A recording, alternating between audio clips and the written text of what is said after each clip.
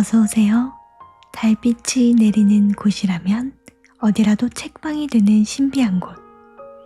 달빛 아래 책방입니다. 오늘 여러분들께 들려드릴 책은 현진건 작가의 운수 좋은 날입니다. 주인공은 가난한 인력거꾼인데요. 거칠어 보이지만 속으로는 아내를 걱정하고 있는 인물입니다. 이 소설은 1920년대 일제강점기, 어느 비오는 겨울날을 시간적 배경으로 하면서 일제강점기 하층민의 비참한 생활상을 잘 보여주는 작품입니다. 저는 이 소설을 학교 수업 시간에 접하고 이번에 다시 한 번 더 읽어보게 되었는데요. 학창시절 때와는 완전히 다른 공감이 있었습니다. 일단 엄청 많이 울었어요. 이게 글자인데 어떻게 이렇게 눈에 보이는 것 같이 생생하게 느껴지게 만드는 건지, 각 인물들의 성격도 너무 잘 보이고 그냥 뭔가 보고 있는 것처럼 느껴지게 만드는 표현력에 정말 눈물을 참을 수가 없었습니다. 운수 좋은 날은 사실주의 소설인데요. 정말 1920년대 하층민의 비참한 삶을 조금이나마 피부로 느낄 수가 있었어요. 또 추적추적 내리는 비라든지 일 나가기를 만류하는 아내라든지 차가운 겨울 같은 것들이 일이 잘 되고 있어도 뭔가 불안하게 만드는, 결말을 알면서도 불안했습니다. 복선이 주는 효과가 아주 대단한 작품입니다. 이게 제가 말씀드렸다시피 1920년대 소설이기 때문에 언어가 마치 외국어처럼 느껴지실 수도 있어요. 요즘에 잘 안 쓰는 말들도 있고 저도 막 뜻을 찾아보면서 잘 표현하고 싶어서 애를 썼는데, 들어보시고 궁금하신 분들은 뜻을 찾아보셔도 좋고, 또 들으시면서 이게 무슨 말일까 분위기를 보고 추측해 보시면서 들어보셔도 좋을 것 같습니다. 네, 그럼 1920년대 인력거꾼인 김첨지의 눈을 따라 같이 가보실까요? 운수 좋은 날, 지금 시작하겠습니다.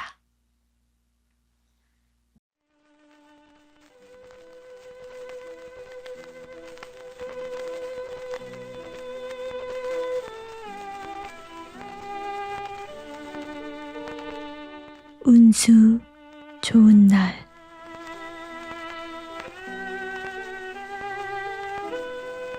새침하게 흐린 품이 눈이 올 듯 하더니 눈은 아니 오고 얼다가만 비가 추적추적 내리는 날이었다.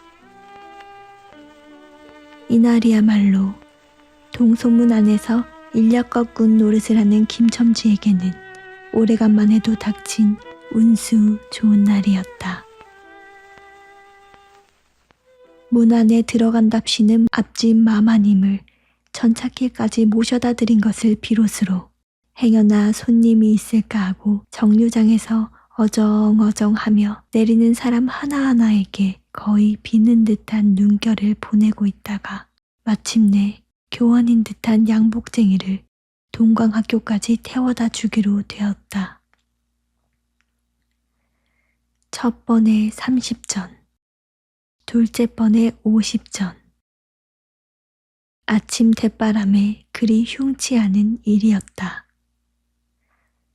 그야말로 재수가 옴붙어서 근 열흘 동안 동고경도 못한 김첨지는 10전짜리 백동화 3푼 또는 5푼이 찰깍 하고 손바닥에 떨어질 때 거의 눈물을 흘릴 만큼 기뻤었다.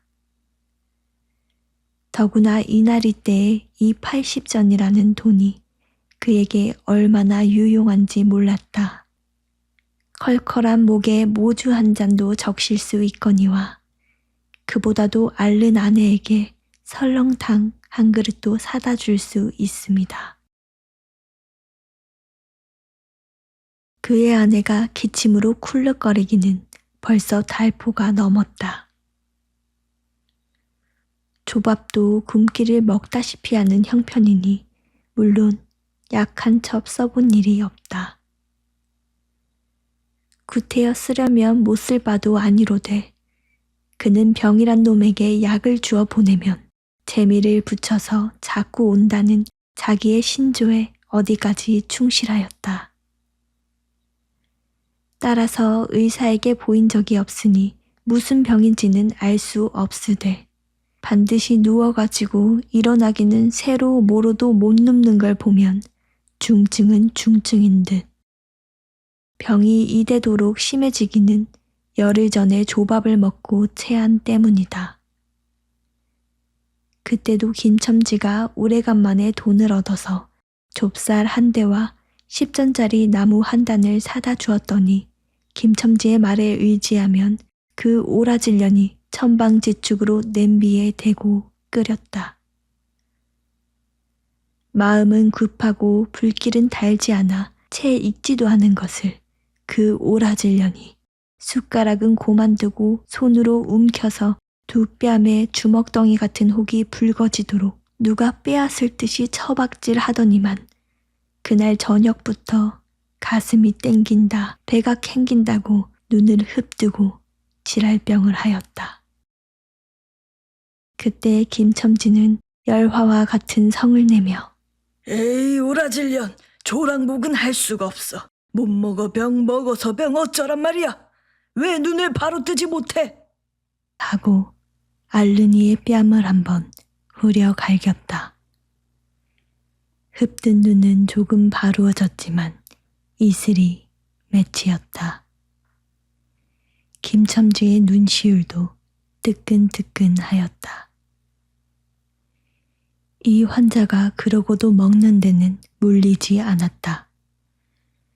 사흘 전부터 설렁탕 국물이 마시고 싶다고 남편을 졸랐다. 이런 오라질년, 조밥도 못 먹는 년이 설렁탕은 또 처먹고 지랄병을 하게? 라고 야단을 쳐보았지만 못 사주는 마음이 시원치는 않았다. 인제 설렁탕을 사줄 수도 있다. 앓는 어미 곁에서 배고파 보채는 개똥이 3살 먹이에게 죽을 사줄 수도 있다. 80전을 손에 쥔 김첨지의 마음은 푼푼하였다. 그러나 그의 행운은 그걸로 그치지 않았다.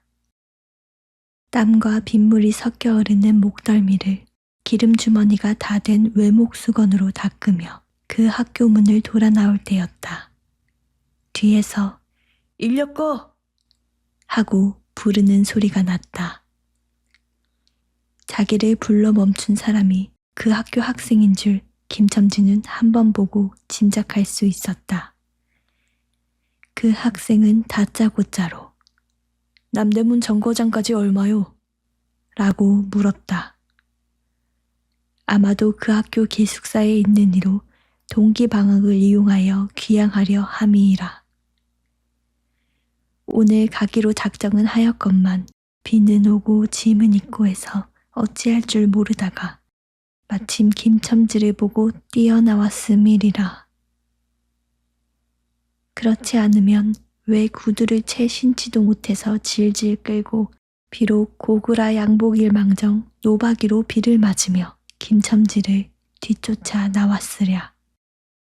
남대문 정거장까지 말씀입니까? 하고 김첨지는 잠깐 주저하였다. 그는 이 우중에 우장도 없이 그 먼 곳을 철벅거리고 가기가 싫었음일까? 처음 것 둘째 것으로 고만 만족하였음일까? 아니다. 결코 아니다. 이상하게도 꼬리를 맞물고 덤비는 이 행운 앞에 조금 겁이 났습니다. 그리고 집을 나올 때 아내의 부탁이 마음이 캥기었다. 앞집 마마님한테서 부르러 왔을 때 병이는 뼈만 남은 얼굴에 유일의 샘물 같은 유달리 크고 움푹한 눈에 애걸하는 빛을 띄우며 오늘은 나가지 말아요. 제발 덕분에 집에 붙어 있어요. 내가 이렇게 아픈데. 라고 모기 소리같이 중얼거리고 숨을 걸그렁 하였다. 그때 김첨지는 대수롭지 않은 듯이 아따 젠장 맞을년, 별 빌어먹을 소리를 다 하네. 맞붙들고 앉았으면 누가 먹여 살릴 줄 알아? 하고 훌쩍 뛰어나오려니까 환자는 붙잡을 듯이 팔을 내저으며 나가지 말라도 그래. 그러면 일찍이 들어와요. 하고 목매인 소리가 뒤를 따랐다. 정거장까지 가잔말을 들은 순간에 경련적으로 떠는 손, 유달리 큼직한 눈, 울듯한 아내의 얼굴이 김첨지의 눈앞에 어른어른 하였다. 그래, 남대문 정거장까지 얼마란 말이오? 하고 학생은 초조한 듯이 인력거꾼의 얼굴을 바라보며 혼잣말같이 인천차가 11점에 있고 그 다음에는 새로 2점이든가 라고 중얼거린다. 이런 50점만 줍시오. 이 말이 저도 모를 사이에 불쑥 김첨지의 입에서 떨어졌다. 제 입으로 부르고도 스스로 그 엄청난 돈 액수에 놀랐다. 한꺼번에 이런 금액을 불러라도 본 지가 그 얼마만인가.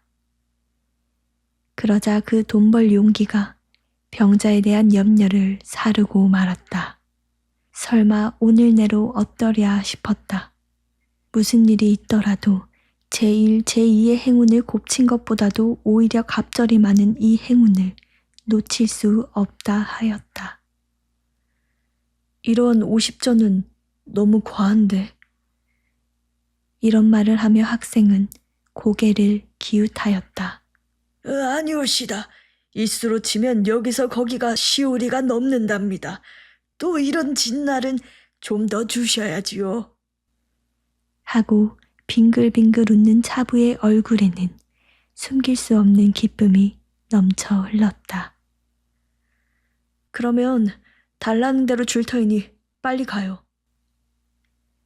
관대한 어린 손님은 이런 말을 남기고 총총히 옷도 입고 짐도 챙기러 갈 대로 갔다. 그 학생을 태우고 나선 김첨지의 다리는 이상하게 거뿐하였다. 다름질을 한다느니 보다 거의 나는 듯 하였다. 바퀴도 어떻게 속히 도는지 구른다느니 보다 마치 얼음을 지쳐 나가는 스케이트 모양으로 미끄러져 가는 듯 하였다. 언 땅에 비가 내려 미끄럽기도 하였지만 이윽고 끄는 이의 다리는 무거워졌다. 자기 집에 가까이 다다른 까닭이다. 새삼스러운 염려가 그의 가슴을 눌렀다. 오늘은 나가지 말아요. 내가 이렇게 아픈데. 이런 말이 잉잉 그의 귀에 울렸다. 그리고 병자의 움쑥 들어간 눈이 원망하는 듯이 자기를 노리는 듯 하였다. 그러자 엉엉하고 우는 개똥이의 곡성을 들은 듯 싶다. 딸꾹딸꾹하고 숨 모으는 소리도 나는 듯 싶다. 왜 이리우 기차 놓치겠구먼. 하고 탄이의 초조한 부르짖음이 간신히 그의 귀에 들어왔다. 언뜻 깨달으니 김첨지는 인력거를 쥔 채 길 한복판에 엉거주춤 멈춰있지 않은가. 예. 하고 김첨지는 또다시 다름질하였다. 집이 차차 멀어갈수록 김첨지의 걸음에는 다시금 신이 나기 시작하였다. 다리를 제게 놀려야만 쉴 새 없이 자기의 머리에 떠오르는 모든 근심과 걱정을 잊을 듯이.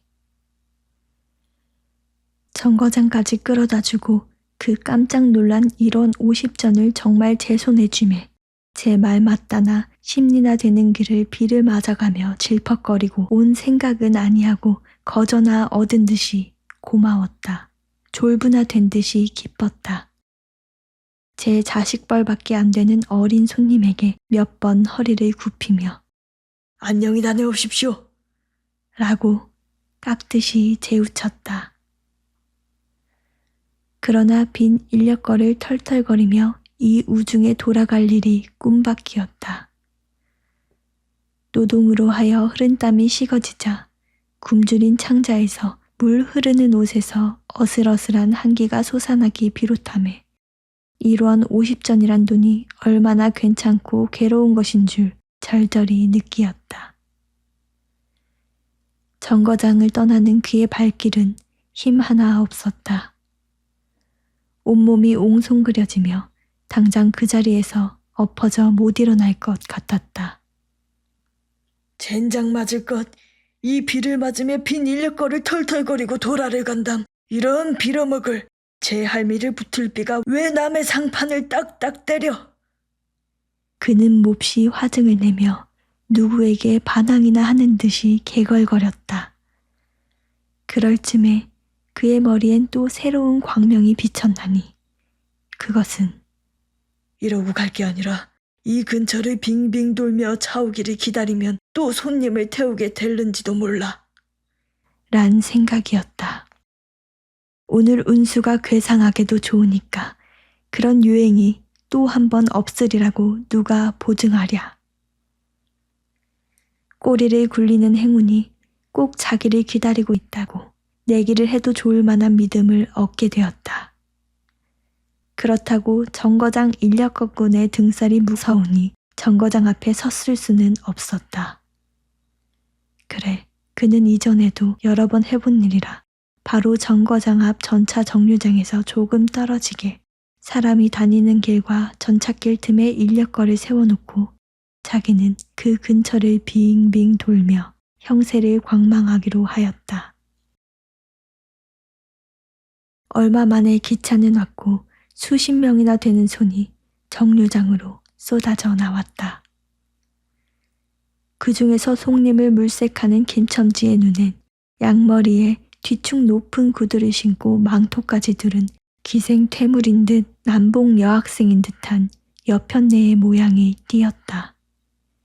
그는 슬근슬근 그 여자의 곁으로 다가들었다. 아씨, 인력거 아니 다시랍쇼. 그 여학생인지 만지가 한참은 매우 때깔을 빼며 입술을 꼭 다문 채 김첨지를 거들떠 보지도 않았다.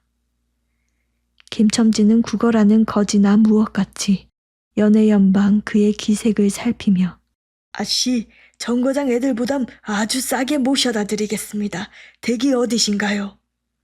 하고 추근추근하게도 그 여자의 들고 있는 일본식 버들고리짝에 제 손을 대었다. 왜 이래, 남 귀치않게. 소리를 병력같이 지르고는 돌아선다. 김첨지는 어랍쇼 하고 물러섰다. 전차는 왔다. 김첨지는 원망스럽게 전차 타는 일을 노리고 있었다. 그러나 그의 예감은 틀리지 않았다. 전차가 빡빡하게 사람을 싣고 움직이기 시작하였을 때 타고 남은 손 하나가 있었다. 굉장하게 큰 가방을 들고 있는 걸 보면 아마 붐비는 차 안에서 짐이 크다 하여 차장에게 밀려 내려온 눈치였다. 김첨지는 대어섰다. 인력거를 다시랍쇼. 한동안 값으로 승강이를 하다가 60전에 인사동까지 태워다 주기로 하였다. 인력거가 무거워짐에 그의 몸은 이상하게도 가벼워졌고 그리고 또 인력거가 가벼워지니 몸은 다시금 무거워졌건만 이번에는 마음조차 초조해 온다. 집의 광경이 자꾸 눈앞에 어른거리어 인제 유행을 바랄 여유도 없었다. 나무 등걸이나 무엇 같고 제것 같지도 않은 다리를 연해 꾸짖으며 질팡갈팡 뛰는 수밖에 없었다. 저놈의 인력거꾼이 저렇게 취해가지고 이 진땅에 어찌 가누. 라고 길 가는 사람이 걱정을 하리만큼 그의 걸음은 황급하였다. 흐리고 비오는 하늘은 어둠침침하게 벌써 황혼에 가까운 듯하다. 창경원 앞까지 다다라서야 그는 턱에 닿은 숨을 돌리고 걸음도 늦추잡았다. 그런데 이 누그러움은 안심에서 오는 게 아니요. 자기를 덮친 무서운 불행을 빈틈없이 알게 될 때가 박두한 것을 두리는 마음에서 오는 것이다. 그는 불행에 다닥치기 전 시간을 얼마쯤이라도 늘리려고 버르적거렸다. 기적에 가까운 벌이를 하였다는 기쁨을 할 수 있으면 오래 지니고 싶었다. 그는 두리번 사면을 살피었다. 그 모양은 마치 자기 집, 곧 불행을 향하고 달아가는 제 다리를 제 힘으로는 도저히 어찌할 수 없으니 누구든지 나를 좀 잡아다고 구해다고 하는 듯하였다. 그럴 즈음에 마침 길가 선술집에서 그의 친구 치삼이가 나온다. 그의 우글우글 살찐 얼굴에 주홍이 덧는 듯 온 턱과 뺨을 시커멓게 구렛나룻이 덮었거늘 노릇탱탱한 얼굴이 바짝 말라서 여기저기 고랑이 패고 수염도 이때야 턱 밑에만 마치 솔잎송이를 거꾸로 붙여놓은 듯한 김첨지의 풍채하고는 기이한 대상을 짓고 있었다. 여보게 김첨지, 자네 문 안 들어갔다 오는 모양일세 그려. 돈 많이 벌었을 테니 한 잔 빨리게. 뚱뚱 보는 말라깽이를 보던 마트에 부르짖었다. 그 목소리는 몸집과 딴판으로 연하고 싹싹하였다. 김첨지는 이 친구를 만난 게 어떻게 반가운지 몰랐다. 자기를 살려준 은인이나 무엇같이 고맙기도 하였다. 자네는 벌써 한잔한 모양일세 그려. 자네도 오늘 재미가 좋아 보이. 하고 김첨지는 얼굴을 펴서 웃었다. 아따, 재미 안 좋다고 술 못 먹을 낸가. 그런데 여보게, 자네 왼몸이 어째 물독에 빠진 새앙쥐 같은가. 어서 이리 들어와 말리게.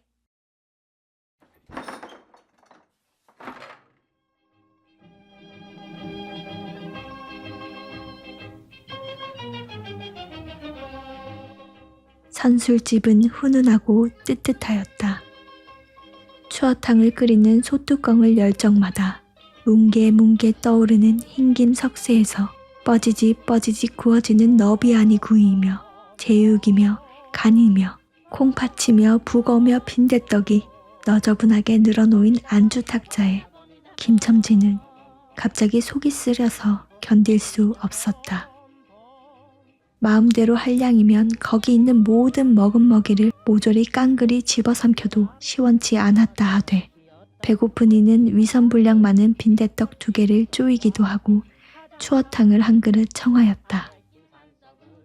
줄인 창자는 음식 맛을 보더니 더욱 비어지며 자꾸 드리라 하였다.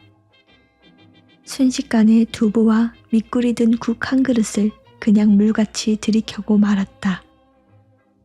셋째 그릇을 받아들었을 때 데우던 막걸리 곱빼기 2잔이 더웠다.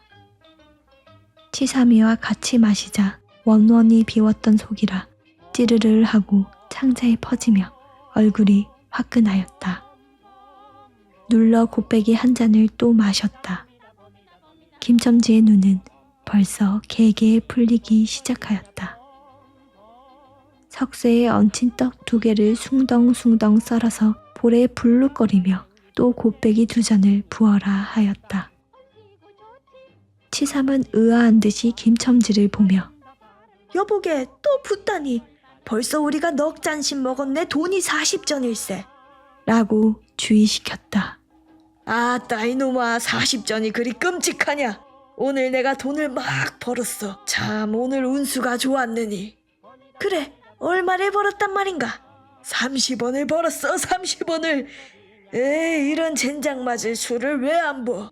괜찮다. 막 먹어도 상관이 없어. 오늘 돈 산더미 같이 벌었는데. 에이, 이 사람 취했군. 그만두세. 이놈아, 그걸 먹고 취할 내냐. 어서 더 먹어. 하고는 치삼의 귀를 잡아치며 취한 이는 부르짖었다. 그리고 술을 붓는 15살 된직한 중대가리에게로 달려들며 이놈 오라질놈, 왜 술을 붓지 않아? 라고 야단을 쳤다. 중대가리는 히히 웃고 치삼을 보며 문의하는 듯이 눈짓을 하였다. 주정꾼이 이 눈치를 알아보고 화를 버럭 내며 애미를 붙으리 이 오라질 놈들 같으니 이놈, 내가 돈이 없을 줄 알고. 하자마자 허리춤을 훔칫훔칫 하더니 이론 한 장을 꺼내어 중대가리 앞에 펄쩍 집어던졌다. 그 사품에 몇 푼 은전이 짤그랑하며 떨어진다.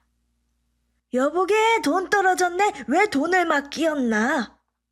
이런 말을 하며 일변 돈을 줍는다. 김첨지는 취한 중에도 돈의 거처를 살피는 듯이 눈을 크게 떠서 땅을 내려다보다가 불시에 제 하는 짓이 너무 더럽다는 듯이 고개를 소스라치자 더욱 성을 내며 봐라 봐, 이 더러운 놈들아. 내가 돈이 없나 다리뼈다구리 꺾어 놓을 놈들 같으니. 하고 치삼에 주어주는 돈을 받아 이 왼수의 돈, 이 육시를 할 돈. 하면서 풀매질을 친다. 벽에 맞아 떨어진 돈은 다시 술 끓이는 양푼에 떨어지며 정당한 매를 맞는다는 듯이 쨍 하고 울었다. 곱빼기 두 잔은 또 부어질 겨를도 없이 말려가고 말았다. 김첨지는 입술과 수염에 붙은 술을 빨아들이고 나서 매우 만족한 듯이 그 솔잎송이 수염을 쓰다듬으며 또 부어, 또 부어. 라고 외쳤다. 또 한 잔 먹고 나서 김첨지는 치삼의 어깨를 치며 문득 껄껄 웃는다. 그 웃음소리가 어떻게 컸던지 술집에 있는 이의 눈은 모두 김첨지에게로 몰리었다. 웃는 이는 더욱 웃으며 여보게 치삼이 내 우스운 이야기 하나 할까? 오늘 손을 대고 정거장에 가지 않았겠나? 그래서 갔다가 그저 오기가 안 됐대 그려. 그래 전차 정류장에서 얼음얼음하며 손님 하나를 태울 궁리를 하지 않았나? 그게 마침 마마님이신지 여학생이신지 요새야 어디 논다니와 아가씨를 구별할 수가 있던가. 망토를 잡수시고 비를 맞고 서 있었지. 슬근슬근 가까이 가서 일러껏 타시랍시오 하고 손가방을 받으라니까 내 손을 탁 뿌리치고 획 돌아서더니만 왜 남을 이렇게 귀찮게 굴어? 그 소리야말로 꾀꼬리 소리지. 김첨지는 교묘하게도 정말 꾀꼬리 같은 소리를 내었다. 모든 사람은 일시에 웃었다. 빌어먹을 깍쟁이 같은 년, 누가 저를 어찌나? 왜 남을 귀찮게 굴어? 아이고, 소리가 처신도 없지. 웃음소리들은 높아졌다. 그러나 그 웃음소리들이 사라도 지기 전에 김첨지는 훌쩍훌쩍 울기 시작하였다. 치삼은 어이없이 주정뱅이를 바라보며 에? 금방 웃고 지랄을 하더니 우는 건 또 무슨 일인가? 김첨지는 연에 코를 들이마시며 우리 마누라가 죽었다네. 뭐? 마누라가 죽다니 언제? 이놈아 언제는? 오늘이지. 예끼 미친놈 거짓말 마라. 거짓말은 왜? 참말로 죽었어. 참말로. 마누라 시체를 집에 뻗을쳐놓고 내가 술을 먹다니. 내가 죽일 놈이야. 죽일 놈이야. 하고 김첨지는 엉엉 소리를 내어온다. 치삼은 흥이 조금 깨어지는 얼굴로 원 이 사람이 참말을 하나 거짓말을 하나. 그러면 집으로 가세. 가. 하고 우는 이의 팔을 잡아당겼다. 치삼의 끄는 손을 뿌리치더니 김첨지는 눈물이 글썽글썽한 눈으로 싱그레에 웃는다. 죽기는 누가 죽어? 하고 득이가 양양 죽기는 왜 죽어? 생떼같이 살아만 있단다. 그 오라질년이 밥을 죽이지. 인제 나한테 속았다. 하고 어린애 모양으로 손뼉을 치며 웃는다. 이 사람이 정말 미쳤단 말인가? 나도 아주 먼데 앓는다는 말은 들었는데. 하고 치삼이도 어느 불안을 느끼는 듯이 김첨지에게 또 돌아가라고 권하였다. 안 죽었어. 안 죽었대도 그래. 김첨지는 화증을 내며 확신 있게 소리를 질렀으되 그 소리엔 안 죽은 것을 믿으려고 애쓰는 가락이 있었다. 기어이 일어너치를 채워서 곱빼기 한 장씩 더 먹고 나왔다. 굳은 비는 의연히 추적추적 내린다. 김첨지는 취중에도 설렁탕을 사가지고 집에 다다랐다. 집이라 해도 물론 셋집이요.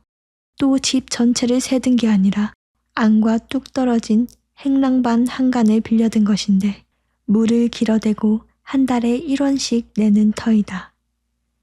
만약 김첨지가 주기를 띄지 않았던들 한 발을 대문에 들여놓았을지 그곳을 지배하는 무시무시한 정적, 폭풍우가 지나간 뒤에 바다 같은 정적이 다리가 떨렸으리라. 쿨룩거리는 기침 소리도 들을 수 없다. 그르렁거리는 숨소리조차 들을 수 없다. 다만 이 무덤 같은 침묵을 깨뜨린다는 이보다 한층 더 침묵을 깊게 하고 불길하게 하는 빡빡하는 그윽한 소리. 어린애의 젖바는 소리가 날 뿐이다. 만일 청각이 예민한 이 같으면 그 빡빡 소리는 빨따름이요. 꿀떡꿀떡하고 젖 넘어가는 소리가 없으니 빈젖을 빤다는 것도 짐작할지는 모르리라. 혹은 김첨지도 이 불길한 침묵을 짐작했는지도 모른다. 그렇지 않으면 대문에 들어서자마자 전에 없이 이 난장 맞을 년 남편이 들어오는데 나와보지도 않아. 이 오라질 년. 이라고 고함을 친 게 수상하다. 이 고함이야말로 제 몸을 엄습해오는 무시무시한 증을 쫓아버리려는 허장성세인 까닭이다. 하여간 김첨지는 방문을 왈칵 열었다. 구역을 나게 하는 축이, 떨어진 삿자리 밑에서 나온 먼지네, 빨지 않은 기저귀에서 나는 똥내와 오줌내, 가지각색의 때가 켜켜이 앉은 옷내, 병인의 땀 섞은 내가 섞인 추기가 무딘 김첨지의 코를 찔렀다. 방 안에 들어서며 설렁탕을 한 구석에 놓을 사이도 없이 주정꾼은 목청을 있는 대로 다 내어 호통을 쳤다. 이런 오라질 년 주야장천 누워만 있으면 제일이야. 남편이 와도 일어나지를 못해. 라는 소리와 함께 발길로 누운 이의 다리를 몹시 찼다. 그러나 발길에 채이는 건 사람의 살이 아니고 나무 등걸과 같은 느낌이었다. 이때 빽빽 소리가 응아 소리로 변하였다. 개똥이가 물었던 젖을 빼어놓고 운다. 운데도 온 얼굴을 찡그려 붙여서 운다는 표정을 할 뿐이다. 응아 소리도 입에서 나는 게 아니고 마치 뱃속에서 나는 듯하였다. 울다가 목도 잠겼고 또 울 기운조차 시진한 것 같다. 발로 차도 보람이 없는 걸 보자 남편은 아내의 머리맡으로 달려들어 그야말로 까치집 같은 환자의 머리를 꺼들어 흔들며 이년아, 말을 해 말을. 입이 붙었어 이 오라질 년. 이것 봐. 아무 말이 없네. 이년아, 죽었단 말이냐? 왜 말이 없어? 또 대답이 없네. 정말 죽었나 보이. 이러다가 누운 이의 흰 창을 덮은 위로 치든 눈을 알아보자마자 이 눈깔. 왜 나를 바라보지 못하고 천장만 보느냐? 하는 말 끝엔 목이 메었다. 그러자 산 사람의 눈에서 떨어진 닭의 똥 같은 눈물이 죽은 이의 뻣뻣한 얼굴을 어릉어릉 적시었다. 문득 김첨지는 미친 듯이 제 얼굴을 죽은 이의 얼굴에 한데 비비대며 중얼거렸다. 설렁탕을 사다 놓았는데 왜 먹지를 못하니? 왜 먹지를 못하니? 괴상하게도 오늘은 운수가 좋더니만.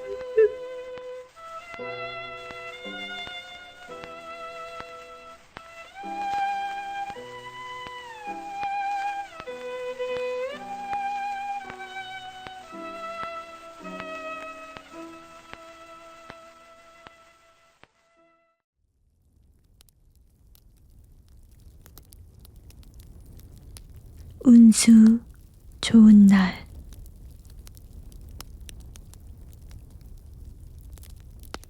새침하게 흐린 품이 눈이 올 듯 하더니 눈은 아니 오고 얼다가만 비가 추적추적 내리는 날이었다. 이날이야말로 동소문 안에서 인력거꾼 노릇을 하는 김첨지에게는 오래간만에도 닥친 운수 좋은 날이었다. 문 안에 들어간답시는 앞집 마마님을 전찻길까지 모셔다 드린 것을 비롯으로 행여나 손님이 있을까 하고 정류장에서 어정어정하며 내리는 사람 하나하나에게 거의 비는 듯한 눈결을 보내고 있다가 마침내 교환인 듯한 양복쟁이를 동광학교까지 태워다 주기로 되었다. 첫 번에 30전, 둘째 번에 50전. 아침 대바람에 그리 흉치 않은 일이었다. 그야말로 재수가 옴붙어서 근 열흘 동안 동고경도 못한 김첨지는 10전짜리 백동화 서푼 또는 5푼이 찰깍 하고 손바닥에 떨어질 때 거의 눈물을 흘릴 만큼 기뻤었다. 더구나 이날 이때에 이 80전이라는 돈이 그에게 얼마나 유용한지 몰랐다. 컬컬한 목에 모주 한 잔도 적실 수 있거니와 그보다도 앓는 아내에게 설렁탕 한 그릇도 사다 줄 수 있습니다. 그의 아내가 기침으로 쿨럭거리기는 벌써 달포가 넘었다. 조밥도 굶기를 먹다시피 하는 형편이니 물론 약한 첩 써본 일이 없다.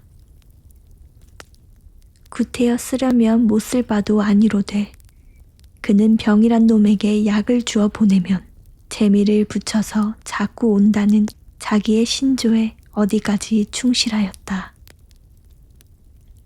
따라서 의사에게 보인 적이 없으니 무슨 병인지는 알 수 없으되 반드시 누워가지고 일어나기는 새로 모로도 못 눕는 걸 보면 중증은 중증인 듯. 병이 이대도록 심해지기는 열흘 전에 조밥을 먹고 체한 때문이다.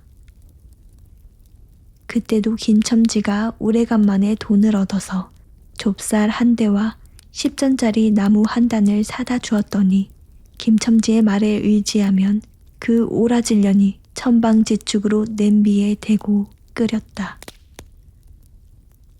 마음은 급하고 불길은 달지 않아 채 익지도 않은 것을 그 오라질년이 숟가락은 고만두고 손으로 움켜서 두 뺨에 주먹덩이 같은 혹이 붉어지도록 누가 빼앗을 듯이 처박질 하더니만 그날 저녁부터 가슴이 땡긴다, 배가 캥긴다고 눈을 흡뜨고 지랄병을 하였다. 그때 김첨지는 열화와 같은 성을 내며 에이 오라질년, 조랑복은 할 수가 없어. 못 먹어 병, 먹어서 병 어쩌란 말이야. 왜 눈을 바로 뜨지 못해? 하고 앓는 이의 뺨을 한번 후려 갈겼다. 흡뜬 눈은 조금 바루어졌지만 이슬이 맺히었다. 김첨지의 눈시울도 뜨끈뜨끈하였다. 이 환자가 그러고도 먹는 데는 물리지 않았다.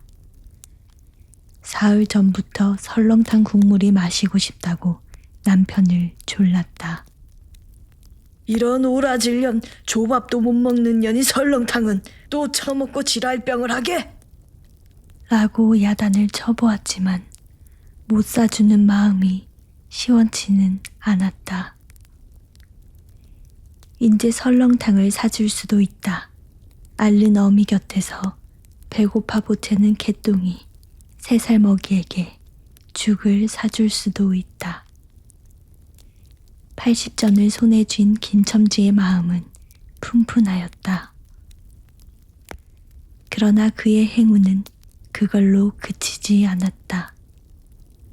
땀과 빗물이 섞여 흐르는 목덜미를 기름 주머니가 다 된 외목 수건으로 닦으며 그 학교 문을 돌아 나올 때였다. 뒤에서 인력 꺼! 하고 부르는 소리가 났다. 자기를 불러 멈춘 사람이 그 학교 학생인 줄 김첨지는 한 번 보고 짐작할 수 있었다. 그 학생은 다짜고짜로 남대문 정거장까지 얼마요? 라고 물었다. 아마도 그 학교 기숙사에 있는 이로 동기방학을 이용하여 귀향하려 함이라. 오늘 가기로 작정은 하였건만 비는 오고 짐은 있고 해서 어찌할 줄 모르다가 마침 김첨지를 보고 뛰어나왔음이리라. 그렇지 않으면 왜 구두를 채 신지도 못해서 질질 끌고 비록 고구라 양복일망정 노박이로 비를 맞으며 김첨지를 뒤쫓아 나왔으랴. 남대문 정거장까지 말씀입니까? 하고 김첨지는 잠깐 주저하였다. 그는 이 우중에 우장도 없이 그 먼 곳을 철벅거리고 가기가 싫었음일까? 처음 것 둘째 것으로 고만 만족하였음일까? 아니다. 결코 아니다. 이상하게도 꼬리를 맞물고 덤비는 이 행운 앞에 조금 겁이 났습니다. 그리고 집을 나올 때 아내의 부탁이 마음이 캥기었다. 앞집 마마님한테서 부르러 왔을 때 병이는 뼈만 남은 얼굴에 유일의 샘물 같은 유달리 크고 움푹한 눈에 애걸하는 빛을 띄우며 오늘은 나가지 말아요. 제발 덕분에 집에 붙어 있어요. 내가 이렇게 아픈데. 라고 모기 소리같이 중얼거리고 숨을 걸그렁 하였다. 그때 김첨지는 대수롭지 않은 듯이 아따 젠장 맞을년, 별 빌어먹을 소리를 다 하네. 맞붙들고 앉았으면 누가 먹여 살릴 줄 알아? 하고 훌쩍 뛰어나오려니까 환자는 붙잡을 듯이 팔을 내저으며 나가지 말라도 그래. 그러면 일찍이 들어와요. 하고 목매인 소리가 뒤를 따랐다. 정거장까지 가잔 말을 들은 순간에 경련적으로 떠는 손, 유달리 큼직한 눈, 울듯한 아내의 얼굴이 김첨지의 눈앞에 어른어른 하였다. 그래, 남대문 정거장까지 얼마란 말이오? 하고 학생은 초조한 듯이 인력거꾼의 얼굴을 바라보며 혼잣말같이 인천차가 11점에 있고 그 다음에는 새로 2점이든가 라고 중얼거린다. 이런 50점만 줍시오. 이 말이 저도 모를 사이에 불쑥 김첨지의 입에서 떨어졌다. 제 입으로 부르고도 스스로 그 엄청난 돈 액수에 놀랐다. 한꺼번에 이런 금액을 불러라도 본 지가 그 얼마만인가. 그러자 그 돈 벌 용기가 병자에 대한 염려를 사르고 말았다. 설마 오늘 내로 어떠랴 싶었다. 무슨 일이 있더라도 제1, 제2의 행운을 곱친 것보다도 오히려 갑절이 많은 이 행운을 놓칠 수 없다 하였다. 이런 50점은 너무 과한데. 이런 말을 하며 학생은 고개를 기웃하였다. 아니올시다. 일수로 치면 여기서 거기가 시오리가 넘는답니다. 또 이런 진날은 좀 더 주셔야지요. 하고 빙글빙글 웃는 차부의 얼굴에는 숨길 수 없는 기쁨이 넘쳐 흘렀다. 그러면 달라는 대로 줄 터이니 빨리 가요. 관대한 어린 손님은 이런 말을 남기고 총총히 옷도 입고 짐도 챙기러 갈대로 갔다. 그 학생을 태우고 나선 김첨지의 다리는 이상하게 거뿐하였다. 다름질을 한다느니보다 거의 나는 듯하였다. 바퀴도 어떻게 속히 도는지 구른다느니보다 마치 얼음을 지쳐 나가는 스케이트 모양으로 미끄러져 가는 듯하였다. 언 땅에 비가 내려 미끄럽기도 하였지만 이윽고 끄는 이의 다리는 무거워졌다. 자기 집에 가까이 다다른 까닭이다. 새삼스러운 염려가 그의 가슴을 눌렀다. 오늘은 나가지 말아요. 내가 이렇게 아픈데. 이런 말이 잉잉 그의 귀에 울렸다. 그리고 병자의 움쑥 들어간 눈이 원망하는 듯이 자기를 노리는 듯 하였다. 그러자 엉엉하고 우는 개똥이의 곡성을 들은 듯 싶다. 딸꾹딸꾹하고 숨 모으는 소리도 나는 듯 싶다. 왜 이리우 기차 놓치겠구먼. 하고 타니의 초조한 부르짖음이 간신히 그의 귀에 들어왔다. 언뜻 깨달으니 김첨지는 인력거를 쥔 채 길 한복판에 엉거주춤 멈춰있지 않은가. 예. 하고 김첨지는 또다시 다름질하였다. 집이 차차 멀어갈수록 김첨지의 걸음에는 다시금 신이 나기 시작하였다. 다리를 제게 놀려야만 쉴 새 없이 자기의 머리에 떠오르는 모든 근심과 걱정을 잊을 듯이. 정거장까지 끌어다주고 그 깜짝 놀란 이런 50전을 정말 제 손에 쥐매 제 말 맞다나 심리나 되는 길을 비를 맞아가며 질퍽거리고 온 생각은 아니하고 거저나 얻은 듯이 고마웠다. 졸부나 된 듯이 기뻤다. 제 자식뻘밖에 안 되는 어린 손님에게 몇 번 허리를 굽히며 안녕히 다녀오십시오. 라고 깍듯이 재우쳤다. 그러나 빈 인력거를 털털거리며 이 우중에 돌아갈 일이 꿈밖이었다.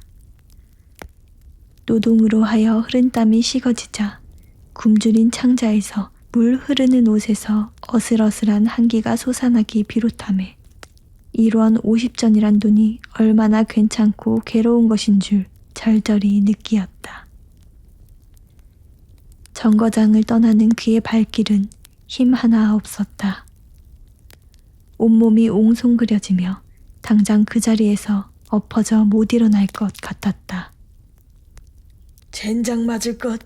이 비를 맞으며 빈 인력거를 털털거리고 도라를 간담. 이런 빌어먹을. 제 할미를 붙을 비가 왜 남의 상판을 딱딱 때려.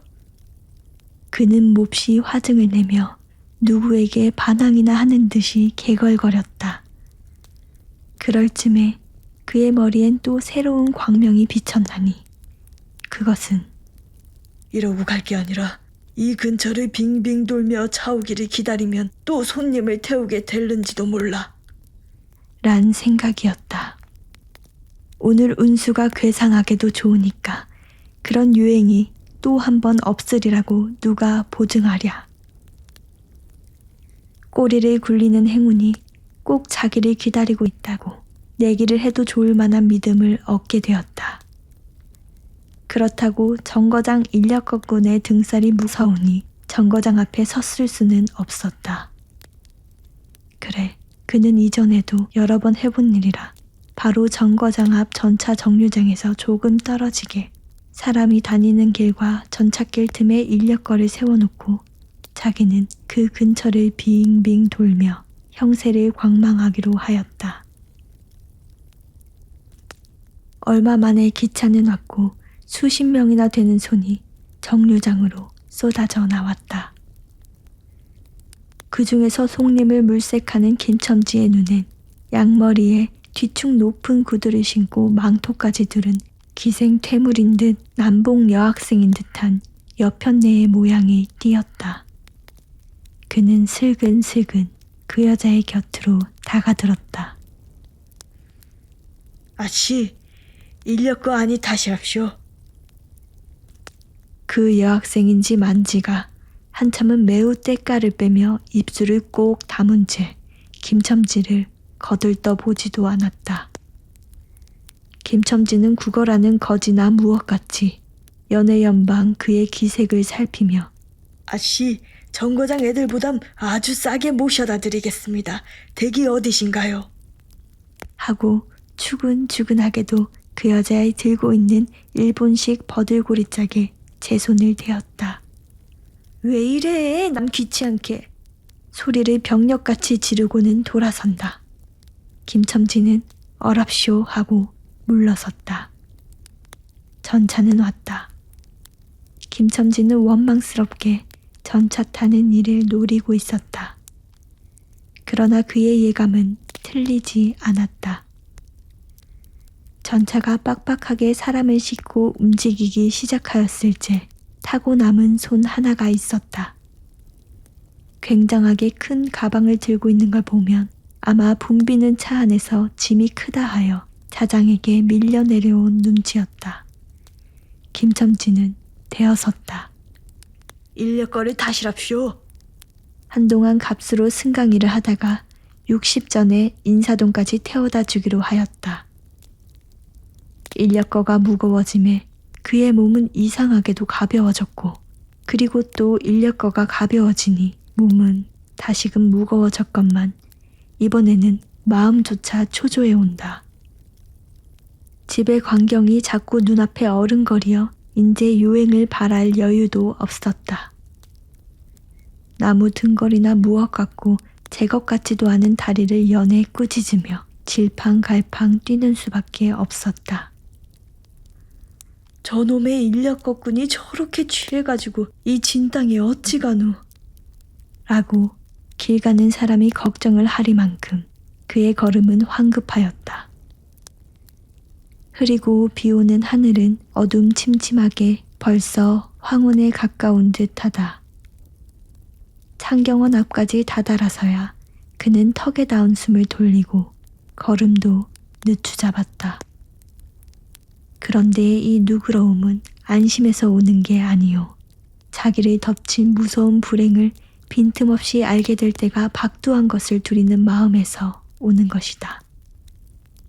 그는 불행에 다닥치기 전 시간을 얼마쯤이라도 늘리려고 버르적거렸다. 기적에 가까운 벌이를 하였다는 기쁨을 할 수 있으면 오래 지니고 싶었다. 그는 두리번 사면을 살피었다. 그 모양은 마치 자기 집, 곧 불행을 향하고 달아가는 제 다리를 제 힘으로는 도저히 어찌할 수 없으니 누구든지 나를 좀 잡아다고 구해다고 하는 듯하였다. 그럴 즈음에 마침 길가 선술집에서 그의 친구 치삼이가 나온다. 그의 우글우글 살찐 얼굴에 주홍이 덧는 듯 온 턱과 뺨을 시커멓게 구렛나룻이 덮었거늘 노릇탱탱한 얼굴이 바짝 말라서 여기저기 고랑이 패고 수염도 이때야 턱 밑에만 마치 솔잎송이를 거꾸로 붙여놓은 듯한 김첨지의 풍채하고는 기이한 대상을 짓고 있었다. 여보게 김첨지, 자네 문 안 들어갔다 오는 모양일세 그려. 돈 많이 벌었을 테니 한 잔 빨리게. 뚱뚱 보는 말라깽이를 보던 마트에 부르짖었다. 그 목소리는 몸집과 딴판으로 연하고 싹싹하였다. 김첨지는 이 친구를 만난 게 어떻게 반가운지 몰랐다. 자기를 살려준 은인이나 무엇같이 고맙기도 하였다. 자네는 벌써 한잔한 모양일세 그려. 자네도 오늘 재미가 좋아 보이. 하고 김첨지는 얼굴을 펴서 웃었다. 아따, 재미 안 좋다고 술 못 먹을 낸가. 그런데 여보게, 자네 왼몸이 어째 물독에 빠진 새앙쥐 같은가. 어서 이리 들어와 말리게.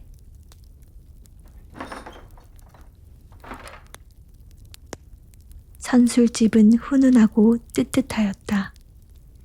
추어탕을 끓이는 소뚜껑을 열 적마다 뭉게뭉게 떠오르는 흰김 석쇠에서 뻐지직 구워지는 너비안이 구이며 제육이며 간이며 콩팥이며 북어며 빈대떡이 너저분하게 늘어놓인 안주 탁자에 김첨지는 갑자기 속이 쓰려서 견딜 수 없었다. 마음대로 할 양이면 거기 있는 모든 먹음먹이를 모조리 깡그리 집어삼켜도 시원치 않았다 하되 배고픈 이는 위선불량 많은 빈대떡 2개를 쪼이기도 하고 추어탕을 한 그릇 청하였다. 줄인 창자는 음식 맛을 보더니 더욱 비어지며 자꾸 드리라 하였다. 순식간에 두부와 밑꿀이 든 국 한 그릇을 그냥 물같이 들이켜고 말았다.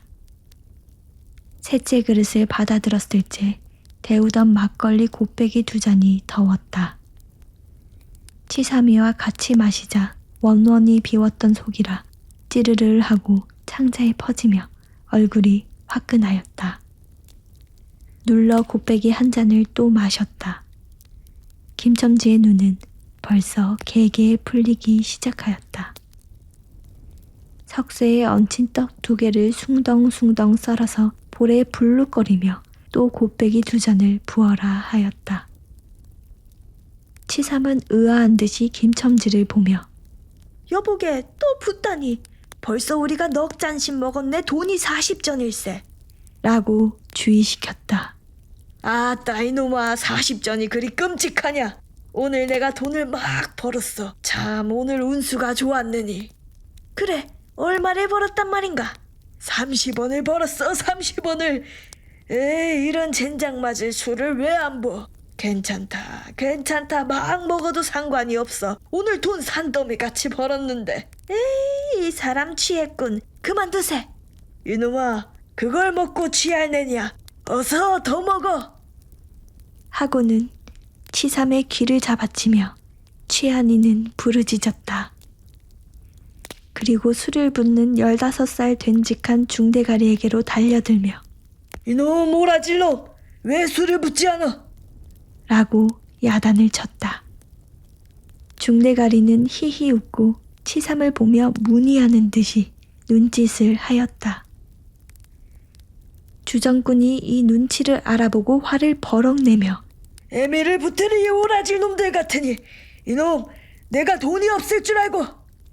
하자마자 허리춤을 훔칫 하더니 이런 한 장을 꺼내어 중대가리 앞에 펄쩍 집어던졌다. 그 사품에 몇 푼 은전이 짤그랑하며 떨어진다. 여보게 돈 떨어졌네. 왜 돈을 막 끼얹나? 이런 말을 하며 일변 돈을 줍는다. 김첨지는 취한 중에도 돈의 거처를 살피는 듯이 눈을 크게 떠서 땅을 내려다보다가 불시에 제 하는 짓이 너무 더럽다는 듯이 고개를 소스라치자 더욱 성을 내며 봐라 봐, 이 더러운 놈들아.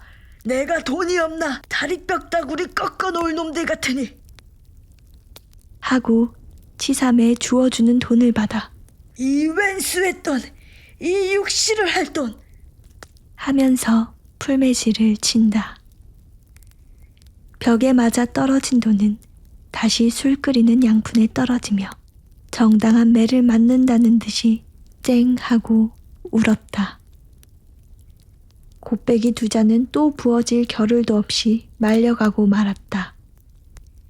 김첨지는 입술과 수염에 붙은 술을 빨아들이고 나서 매우 만족한 듯이 그 솔잎송이 수염을 쓰다듬으며 또 부어. 라고 외쳤다. 또 한 잔 먹고 나서 김첨지는 치삼의 어깨를 치며 문득 껄껄 웃는다. 그 웃음소리가 어떻게 컸던지 술집에 있는 이의 눈은 모두 김첨지에게로 몰리었다. 웃는 이는 더욱 웃으며 여보게 치삼이 내 우스운 이야기 하나 할까? 오늘 손을 대고 정거장에 가지 않았겠나? 그래서 갔다가 그저 오기가 안 됐대 그려. 그래 전차 정류장에서 얼음얼음하며 손님 하나를 태울 궁리를 하지 않았나. 그게 마침 마마님이신지 여학생이신지 요새야 어디 논다니와 아가씨를 구별할 수가 있던가. 망토를 잡수시고 비를 맞고 서 있었지. 슬근슬근 가까이 가서 인력거 타시랍시오 하고 손가방을 받으라니까 내 손을 탁 뿌리치고 획 돌아서더니만 왜 남을 이렇게 귀찮게 굴어? 그 소리야말로 꾀꼬리 소리지. 김첨지는 교묘하게도 정말 꾀꼬리 같은 소리를 내었다. 모든 사람은 일시에 웃었다. 빌어먹을 깍쟁이 같은 년, 누가 저를 어찌나? 왜 남을 귀찮게 굴어? 아이고, 소리가 처신도 없지. 웃음소리들은 높아졌다. 그러나 그 웃음소리들이 사라도 지기 전에 김첨지는 훌쩍훌쩍 울기 시작하였다. 치삼은 어이없이 주정뱅이를 바라보며 에? 금방 웃고 지랄을 하더니 우는 건 또 무슨 일인가? 김첨지는 연에 코를 들이마시며 우리 마누라가 죽었다네. 뭐? 마누라가 죽다니 언제? 이놈아 언제는? 오늘이지. 예끼 미친놈 거짓말 마라. 거짓말은 왜? 참말로 죽었어. 참말로. 마누라 시체를 집에 뻗을쳐놓고 내가 술을 먹다니. 내가 죽일 놈이야. 죽일 놈이야. 하고 김첨지는 엉엉 소리를 내어온다. 치삼은 흥이 조금 깨어지는 얼굴로 원 이 사람이 참말을 하나 거짓말을 하나. 그러면 집으로 가세. 가. 하고 우는 이의 팔을 잡아당겼다. 치삼의 끄는 손을 뿌리치더니 김첨지는 눈물이 글썽글썽한 눈으로 싱그레에 웃는다. 죽기는 누가 죽어? 하고 득이가 양양. 죽기는 왜 죽어? 생떼같이 살아만 있단다. 그 오라질년이 밥을 죽이지. 인제 나한테 속았다. 하고 어린애 모양으로 손뼉을 치며 웃는다. 이 사람이 정말 미쳤단 말인가? 나도 아주 먼데 앓는다는 말은 들었는데. 하고 치삼이도 어느 불안을 느끼는 듯이 김첨지에게 또 돌아가라고 권하였다. 안 죽었어. 안 죽었대도 그래. 김첨지는 화증을 내며 확신 있게 소리를 질렀으되 그 소리엔 안 죽은 것을 믿으려고 애쓰는 가락이 있었다. 기어이 일어너치를 채워서 곱빼기 한 장씩 더 먹고 나왔다. 굳은 비는 의연히 추적추적 내린다. 김첨지는 취중에도 설렁탕을 사가지고 집에 다다랐다. 집이라 해도 물론 셋집이요. 또 집 전체를 세든 게 아니라 안과 뚝 떨어진 행랑반 한간을 빌려든 것인데 물을 길어대고 한 달에 1원씩 내는 터이다. 만약 김첨지가 주기를 띄지 않았던들 한 발을 대문에 들여놓았을지 그곳을 지배하는 무시무시한 정적, 폭풍우가 지나간 뒤에 바다 같은 정적이 다리가 떨렸으리라. 쿨룩거리는 기침 소리도 들을 수 없다. 그르렁거리는 숨소리조차 들을 수 없다. 다만 이 무덤 같은 침묵을 깨뜨린다는 이보다 한층 더 침묵을 깊게 하고 불길하게 하는 빡빡하는 그윽한 소리. 어린애의 젖바는 소리가 날 뿐이다. 만일 청각이 예민한 이 같으면 그 빡빡 소리는 빨따름이요. 꿀떡꿀떡하고 젖 넘어가는 소리가 없으니 빈젖을 빤다는 것도 짐작할지는 모르리라. 혹은 김첨지도 이 불길한 침묵을 짐작했는지도 모른다. 그렇지 않으면 대문에 들어서자마자 전에 없이 이 난장 맞을 년 남편이 들어오는데 나와보지도 않아. 이 오라질 년. 이라고 고함을 친 게 수상하다. 이 고함이야말로 제 몸을 엄습해오는 무시무시한 증을 쫓아버리려는 허장성세인 까닭이다. 하여간 김첨지는 방문을 왈칵 열었다.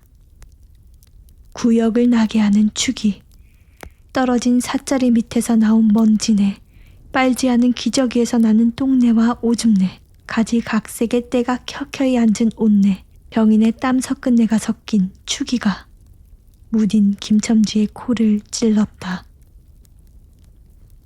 방 안에 들어서며 설렁탕을 한 구석에 놓을 사이도 없이 주정꾼은 목청을 있는 대로 다 내어 호통을 쳤다. 이런 오라질 년. 주야장천 누워만 있으면 제일이야. 남편이 와도 일어나지를 못해.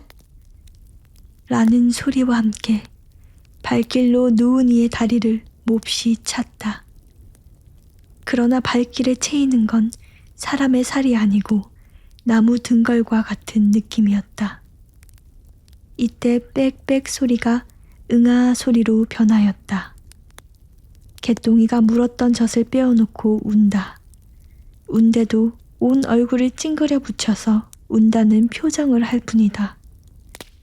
응아 소리도 입에서 나는 게 아니고 마치 뱃속에서 나는 듯하였다. 울다가 목도 잠겼고 또 울 기운조차 시진한 것 같다. 발로 차도 보람이 없는 걸 보자 남편은 아내의 머리맡으로 달려들어 그야말로 까치집 같은 환자의 머리를 꺼들어 흔들며 이년아, 말을 해 말을. 입이 붙었어 이 오라질 년. 이것 봐. 아무 말이 없네. 이년아, 죽었단 말이냐? 왜 말이 없어? 또 대답이 없네. 정말 죽었나 보이. 이러다가 누운 이의 흰 창을 덮은 위로 치든 눈을 알아보자마자 이 눈깔. 왜 나를 바라보지 못하고 천장만 보느냐? 하는 말 끝엔 목이 메었다. 그러자 산 사람의 눈에서 떨어진 닭의 똥 같은 눈물이 죽은 이의 뻣뻣한 얼굴을 어릉어릉 적시었다. 문득 김첨지는 미친 듯이 제 얼굴을 죽은 이의 얼굴에 한 대 비비대며 중얼거렸다. 설렁탕을 사다 놓았는데 왜 먹지를 못하니? 괴상하게도 오늘은 운수가 좋더니만.